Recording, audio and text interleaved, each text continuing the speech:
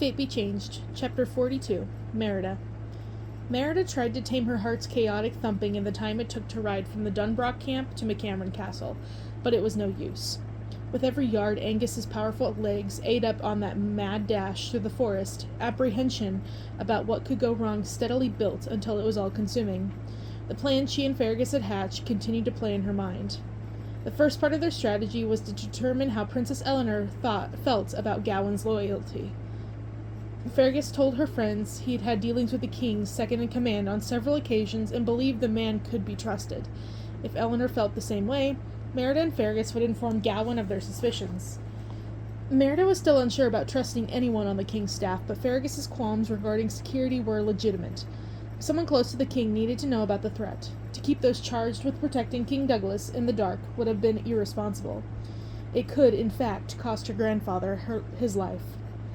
But first, Merida needed to return to her duties in the kitchens. It had to appear as if nothing were amiss, as if no one suspected that Eileen and her cohorts were up to something nefarious.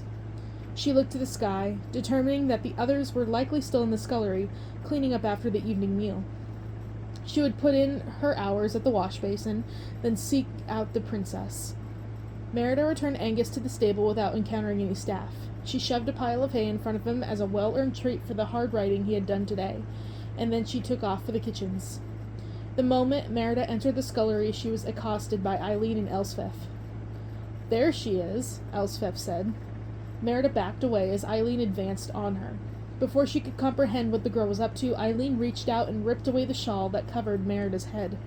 Her red hair tumbled down her shoulders, framing her face. Gasps reverberated around the kitchen. "I told you," Elspeth said. "She's a dirty Dunbrock." Dread sank to the pit of Merida's gut, even as fury welled within her. She had been exposed. "You had better explain yourself, lass," Eileen said.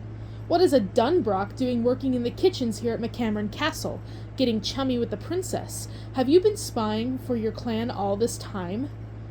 "No," Merida said, shaking her head. There was that feeling again, like she was on the verge of losing control. "It is not what you think." Eileen grabbed her by the collar of her gown and dragged her from the kitchens. "You can tell it to the queen." She would rather have faced her grandfather than Queen Katerina. She had a feeling that Eileen knew too, and between the two, the queen would judge Merida more harshly than King Douglas. Merida's panic skyrocketed. Pain reverberated in her head as a strange sensation began to throb at the base of her jaw. That was when she felt it, something piercing either side of her tongue. Fangs. She was growing fangs. She stumbled behind Eileen as she moved down the corridor toward the great hall. Those same gasps that had rung out in the kitchens echoed throughout the castle with every member of the staff they passed. Eleanor had been right regarding the McCameron loyalists' feelings about the Dunbrocks. Merida could feel their disdain covering her like a second skin. The temperature seemed to plummet the moment they entered the great hall. Queen Katerina sat upon the raised dais, her regal nose pointed high. It looked as if she had been waiting for them. For her. "What is the meaning of this?" her grandmother asked as they approached. Her eyes zeroed in on Merida's hair. "I discovered the girl is a Dunbrock," Eileen said. "Now we know how the princess got involved with that one called Fergus." "No," Merida said. "That is not true." Merida tasted blood from her punctured tongue. The queen's usually frigid stare burned like fire. "Who sent you here?" "No one sent me," Merida said. "The princess found me injured in the woods, just as she said. I am not a spy for Clan Dunbrock, I promise you." "Get out," Katerina said in her hard, low voice. "Leave this castle and never return." She looked to Eileen and Elspeth. "If she is not gone within the hour, she is to be put in the dungeon." Merida's stomach dropped. She had to get to Eleanor, or to Gawain, but in the short time since she had first met her grandmother, Merida had learned enough about her to know that she did not make idle threats. She could not chance being thrown in the dank dungeons hidden in the belly of this castle. "Please," Merida pleaded, even though she knew it would be no use.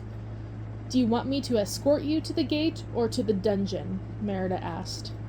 Her snide voice grated down Merida's spine. A red mist flashed before her eyes. Afraid of what she would do were she to remain near Eileen any longer, Merida left the great hall, and minutes later, McCameron Castle.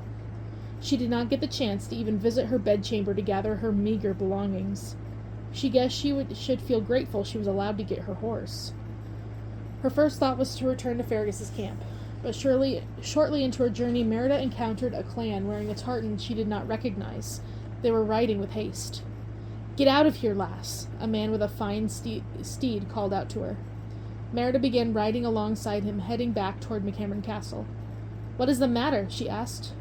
"Marauders, a gang of them. 'Tis not safe for a young lass like you to be in these woods alone. Go home." Merida pulled up on Angus's reins. Where was home? She could not go to Fergus. Even if there was a boarding house in the village where Freya and her mother lived, Merida did not have coin to pay for lodgings.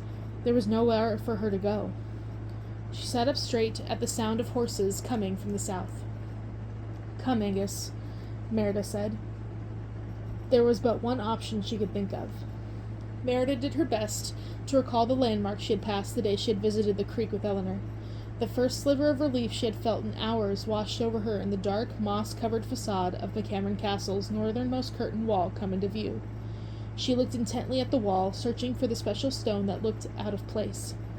Once she found it, Merida knew she had fought only half the battle. The biggest test would be to push those 3 stones simultaneously, so that she and her horse could slip in. It would seem as if luck was on her side. It took much effort, but she managed to enter the secret passageway. "This way, Angus," Merida whispered, urging the horse to follow her. She went opposite the way she and Eleanor had traveled that fateful day, when the king had been waiting for them at the stable.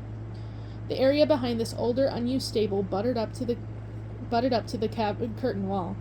Merida moved toward the middle of the structure, and then, with her back against the curtain wall, she lowered herself to the ground and pulled her knees up to her chest. Ironically, now she was grateful for the hair growing wildly on her arms, legs, and torso. It would keep her warm. Of all the places she had spent the night, this would be no doubt the worst. It was dark and dank and scary, but no one would find her. At least, she hoped not.